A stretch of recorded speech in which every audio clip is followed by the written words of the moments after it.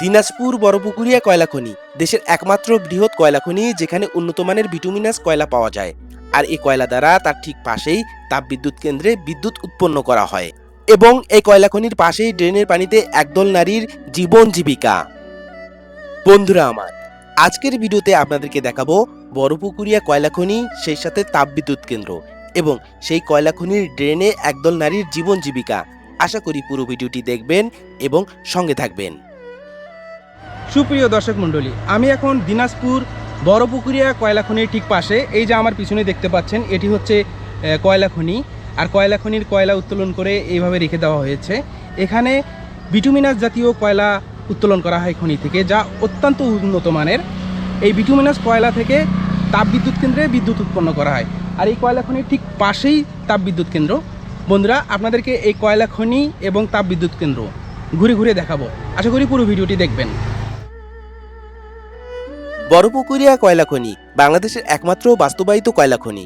এটি দিনাজপুর জেলার পার্বতীপুরে অবস্থিত।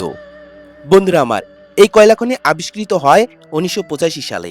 এর আয়তন 6.68 বর্গ কিলোমিটার এবং এই অঞ্চলে কয়লা মজুদের পরিমাণ 390 মিলিয়ন মেট্রিক টন। সুপ্রিয় দর্শক মণ্ডলী, এখানে উন্নত মানের বিটুমিনাস কয়লা পাওয়া যায়, যা দ্বারা বড়পুকুরিয়া তাপবিদ্যুৎ কেন্দ্রে বিদ্যুৎ উৎপন্ন করা হয়। বড়পুকুরিয়া কয়লা খনির প্রকল্প ব্যয় 251.08 মিলিয়ন মার্কিন ডলার। প্রিয় বন্ধুরা আমার, এই কয়লা খনি থেকে প্রাপ্ত কয়লা দিয়ে তার ঠিক পাশেই তাপবিদ্যুৎ কেন্দ্রে বিদ্যুৎ উৎপন্ন করা হয়, যা আমাদের দেশের বিদ্যুৎ খাতে অনেক বড় ভূমিকা পালন করে থাকে। কয়লা খনির অপরূপ দৃশ্য দেখতে দেখতে চলুন তাপবিদ্যুৎ কেন্দ্রের দিকে এগিয়ে যাওয়া যাক। বন্ধুরা, এই যে আমার পিছনে দেখতে পাচ্ছেন, ঠিক এইটা হচ্ছে কয়লা খনি। আর এই যে রাস্তাটি দেখতে পাচ্ছেন, এটি ফুলবাড়ি থেকে পার্বতীপুর চলে গেছে। তার ঠিক উপরে যে ব্রিজের মতো যে অংশটি দেখতে পাচ্ছেন, এইটার মাধ্যমে খনি থেকে সরাসরি কয়লা চলে যাচ্ছে। ঠিক রাস্তার অপোজিটে তাপ বিদ্যুৎ কেন্দ্র আছে, সেখানে যায় এই কয়লা। আর সেখানে এই তাপ বিদ্যুৎ কেন্দ্রে বিদ্যুৎ উৎপন্ন করার ক্ষেত্রে এই কয়লা ব্যবহার করা হয়।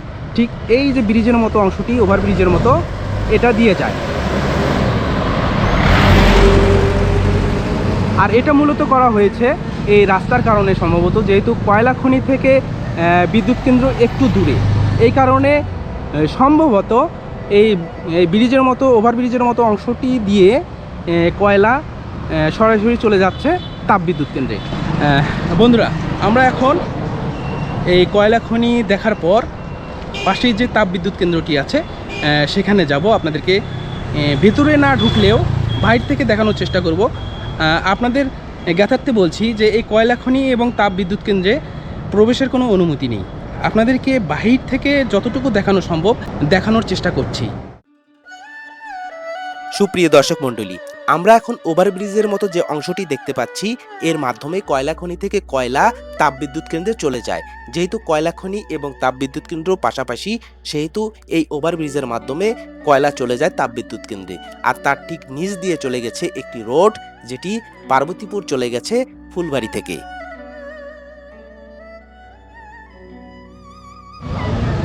দর্শক মণ্ডলী, এটি হচ্ছে কয়লা খনির মূল গেট। আর এটি তো আপনারা দেখলেনই যে এটি দিয়ে হচ্ছে কয়লা চলে যাচ্ছে তাপবিদ্যুৎ কেন্দ্রে। দর্শক মণ্ডলী, এটি হচ্ছে কয়লা খনি বাজার। ঠিক কয়লা খনির পাশেই এই বাজারটি। আর এই বাজারের ঠিক এই উপর দিয়ে এই যে দেখতে পাচ্ছেন, আপনাদেরকে এর আগে দেখিয়েছি, এই যে পাশে বিদ্যুৎ কেন্দ্র আছে, সেখানে যাচ্ছে এই কয়লা। আর এটি হচ্ছে কয়লা খনি বাজার। এখানে মোটামুটি সব কিছুই পাওয়া যায়। ছোট একটি বাজার, কয়লা খনিকে কেন্দ্র করে এই বাজার গড়ে উঠেছে। দর্শক মণ্ডলী, এটি হচ্ছে কয়লা খনির পেছনের দৃশ্য। এই যে দেখতে পাচ্ছেন, কয়লা খনি থেকে এই ড্রেনটি চলে এসেছে। এই ড্রেনের মাঝে কিছু নারী সারা দিন ড্রেনের পানিতে ডুবে থেকে কয়লা সংগ্রহ করে থাকেন। মাত্র 400 থেকে 500 টাকা মনে এই কয়লা বিক্রি করেন। খুব অল্প টাকার জন্য এই পানিতে নেমে তারা কয়লা সংগ্রহ করে থাকেন। বন্ধুরা, এই বিষয়ে আমি একটি অলরেডি ভিডিও দিয়েছি। ভিডিওটি এই ভিডিওর ইন স্ক্রিনে পেয়ে যাবেন। ভিডিওর শেষে সেই ভিডিওটি দেখে নেবেন। এই যে দেখতে পাচ্ছেন, কয়লা খনির যে ড্রেন, সেই ড্রেনের পানিতে এরা এইভাবে 24 ঘন্টা পানিতে ভিজে থেকে আঁচলের মধ্যে কয়লার টুকরো সংগ্রহ করে সেই কয়লা সংগ্রহ করে রাখে। ঠিক এই যে দেখতে পাচ্ছেন এইভাবে সংগ্রহ করার পর সেই কয়লা বিক্রি করে। বন্ধুরা, এই করুণ এই আবেগময় এই ভিডিও শেষে আছে, দেখে নেবেন। চলুন এখন কয়লা খনি এবং তাপবিদ্যুৎ কেন্দ্রের দিকে যাওয়া যাক। সুপ্রিয় দর্শক মণ্ডলী, এই যে আমার পিছনে দেখতে পাচ্ছেন তাপবিদ্যুৎ কেন্দ্রের মূল গেট, আর এর ভেতরেই বিদ্যুৎ উৎপন্ন করা হয়।